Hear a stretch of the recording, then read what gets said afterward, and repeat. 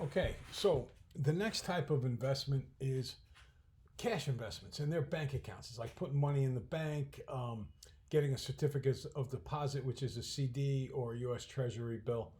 Um, Cash investments generally earn interest, and they generally don't earn a lot of interest. Okay, so there are two methods and two ways to invest. You can invest directly.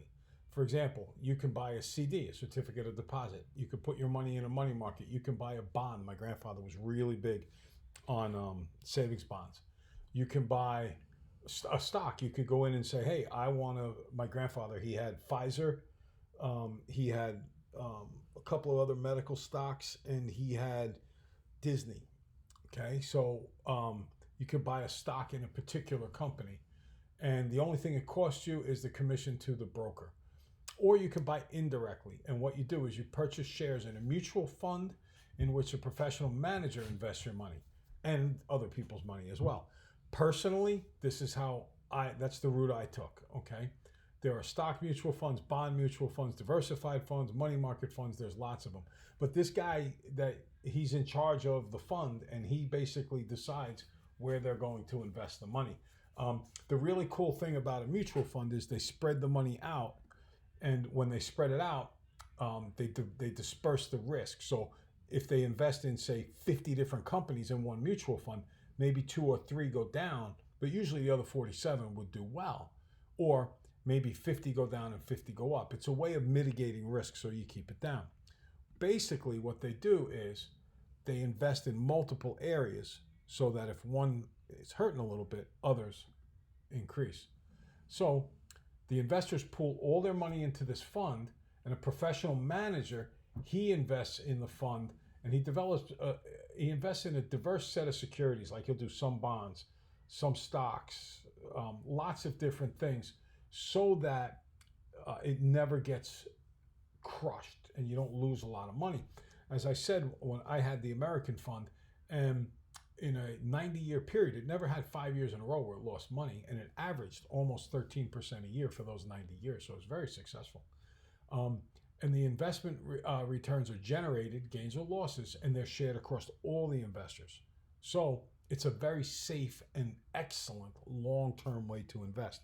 Now, that said, you do not take anything I say about what to invest in or anything else as gospel. You talk to a financial advisor who knows what they're talking about. I listened to financial advisors, and I went with what they went with, and it did a great job for me.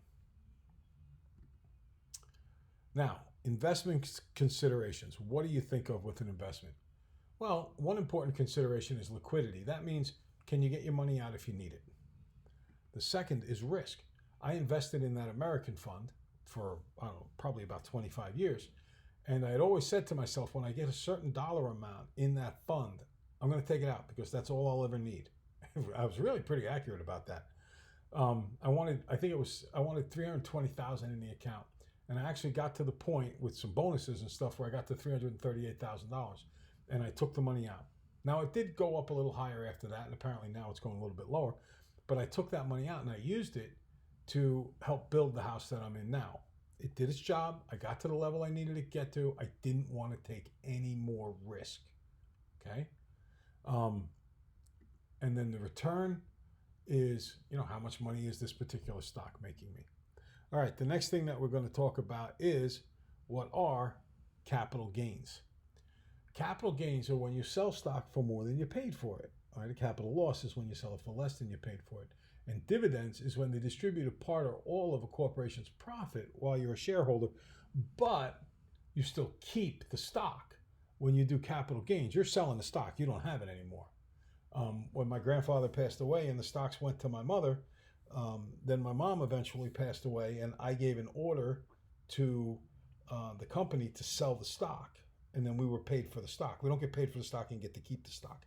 Whereas with dividends, my American fund got dividends, and every quarter or so they'd say, oh, you made such and such a number in dividends. You made $500, you made $5,000, whatever it was, and it was just added to the account, and it kept growing.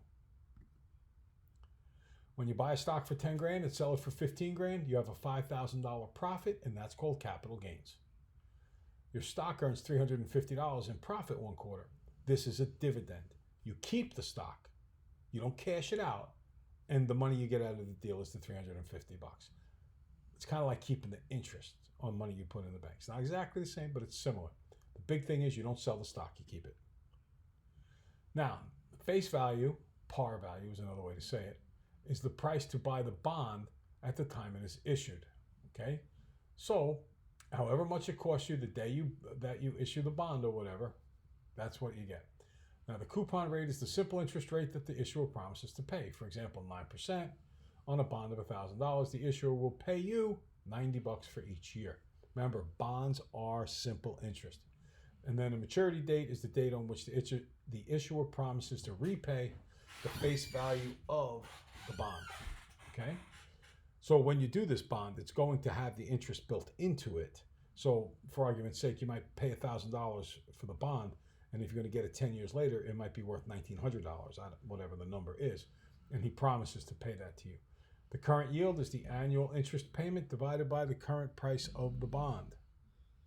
So calculate the current yield on a $1,000 treasury bond with a coupon rate of 2.5%.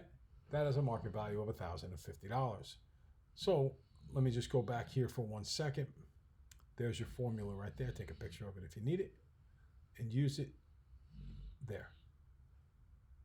Little stop and start moment. Okay, the profit is $1,050 minus $1,000. So that's a $50 profit. The yield is 50 divided by the original price, which is $1,000. So that is a 5% yield. All right, so those are different ways. And the big thing is that you're familiar. You can take a formula and use it. If you can do that, you're in good shape. And the second thing is that you realize the different kinds of accounts. Do you understand the difference between a stock and a bond? A bond is going to be simple interest. You buy it, they promise to pay it to you on a certain date. You know exactly what you're going to get at the end of the bond. Stock, you never know. You invest in it, could go up, could go down. It's risky, but you can make a lot of money with a stock. That's how my grandfather did it. Or you do a mutual fund, kind of what I did. You won't go up as high as my grandfather did, but you won't go down as low. And you should be really, really steady in between. Okay? All different ways of making money. You know, I heard this saying years and years and years ago. And believe me, I do not think being rich is the most important thing in the world. In fact, I can honestly think of definitely one time in my life when I wanted to be rich. I can't off the top of my head think of a second time, but for some reason I think there might have been one. The one occasion where I wish I wanted to be rich, I had a girl in my class years ago by the name of Christine Garcia. And Christine came from one of the Latin countries, and her family had come here to our country, but they had come here illegally. And this was one of two remarkable students that I had in all of my years of teaching. Both her and another student by the name of Harry the Rock. If I was teaching and they saw a kid in class struggling, they asked if they could do this. They had my permission to just get up out of their seat and go like sit on a knee next to a person struggling in their desk and to work with them and to teach them how to do the material, kind of getting one-on-one tutoring during the class. They were really remarkable. And Christine was such an amazing girl. As a matter of fact, I remember that Christine got a 99 on her final exam because the only mistake she made on the whole test was when she set up the axis, the x-axis, the origin being where 0, 0 meets, she went 0, 1, 1, 2 on the axis. That was her only mistake on the whole test. She was such a giving, kind, generous person. Truly a remarkable kid. I adored her so much. And one day she came into me in class and she said, I'm not going to be in school anymore starting Monday. And I was like, my jaw dropped. I was heartbroken. And she said, yeah, my family, we have to go back to, I forget if it was the Dominican Republic or Venezuela or Mexico. And I just felt so bad in that. And she said the reason was because her dad had lost his job. And they had come here, I guess, on a green card. And if you didn't have a job, then you had to go back. And I desperately wanted to own a company at that point in time. Some place where I could have employed the dad so that she wouldn't have to go. She was such a great kid. So money really doesn't mean that much to me. But on the other hand, I worked so hard for so long because we were a one-income family on Long Island. And teachers, I think, are paid pretty well from a community point of view. but it's just so expensive to live on Long Island. And it was extremely important to me that I not have to live like that when I got older. So I planned and I put money away, and you'll see some things in the next lesson that I also did. And it allowed me the flexibility to build this home that we're in now. And this home is not only a really nice place for us to live, it's not an unbelievable, I've seen fancier homes, but it is real nice. And not only do we get the benefit of living here and in a place that we really enjoy, but my sons will inherit it. So I'm taking care of my own family, and I have the flexibility. There's a lot of charities I support, a lot of charities that are very dear to my heart.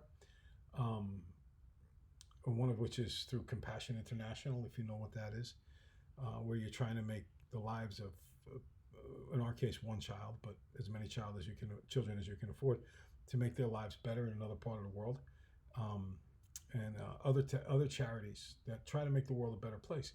Money is a tool, and it can be used for good or bad. Money is not bad. Money is not good. Money is neutral. What you do with it is what means it's used for good or used for bad. And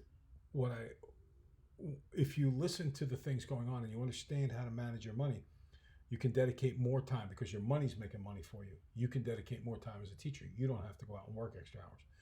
If you use it wisely, you get to be home more as a mom and a dad. You get to support charities. You get to realize some of the dreams that you want to realize for you and for your family, and then for anybody else that you want to do it for. So these are the things you're learning about right here, and we'll keep learning it in the next couple of lessons. All right? This is good stuff. I think it's great. I know how important it is, and I hope you appreciate what you're learning about, because I didn't know about it when I was your age. All right? Have a good one.